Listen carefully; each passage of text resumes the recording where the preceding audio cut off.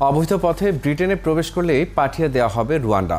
সোমবার ব্রিটিশ প্রধানমন্ত্রী ঋষি সুনাকের এমন প্রস্তাব পাশ হয়েছে ব্রিটিশ পার্লামেন্টে। 2022 সালে রুয়ান্ডার সঙ্গে চুক্তি অনুযায়ী যুক্তরাজ্যে আসা অভিবাসন প্রত্যাশীদের আবাসন ও পুনর্বাসন করবে রুয়ান্ডা। বিনিময়ে রুয়ান্ডাকে অর্থনৈতিক উন্নয়নে সহায়তা দেবে ব্রিটেন। এই বিতর্কিত বিলটির বিরোধিতা করছে ব্রিটেনের মানবাধিকার সংগঠনগুলো। লন্ডন থেকে তানভীর আহমেদের প্রতিবেদন। ব্রিটিশ প্রধানমন্ত্রী ঋষি সুনাক প্রস্তাবিত বিতর্কিত রুয়ান্ডা বিল অবশেষে আইনে পরিণত হচ্ছে। এই আইনের মাধ্যমে এখন থেকে ইংলিশ চ্যানেল পাড়ি দিয়ে অবৈধভাবে ব্রিটেনে প্রবেশ করলেই পাঠানো হবে Rwanda. No ifs, no buts. These flights are going to Rwanda.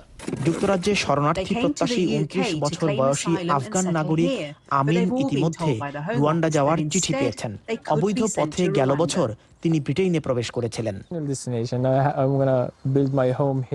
আমি ভেবেছিলাম যুক্তরাজ্যই আমার চূড়ান্ত গন্তব্য হচ্ছে, কিন্তু এখন রুয়ান্ডা যাওয়ার চিঠি পাওয়া আমার জন্য খুবই দুঃসংবাদ ও বিপজ্জনক।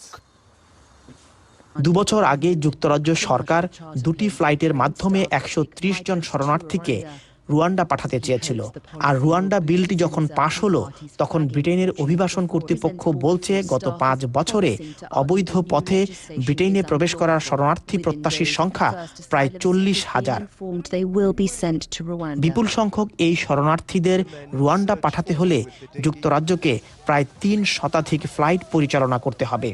মানবাধিকার সংগঠন ও ব্রিটিশ আইনজীবীদের বিরোধিতার পরও ব্রিটিশ প্রধানমন্ত্রী বলছেন, নৌকা দিয়ে ব্রিটেনে আসা না থামা পর্যন্ত শরণার্থী প্রত্যাশীদের রুয়ান্ডা পাঠানোর প্রক্রিয়া চলমান থাকবে। তানভীর আহমেদ, 71, লন্ডন।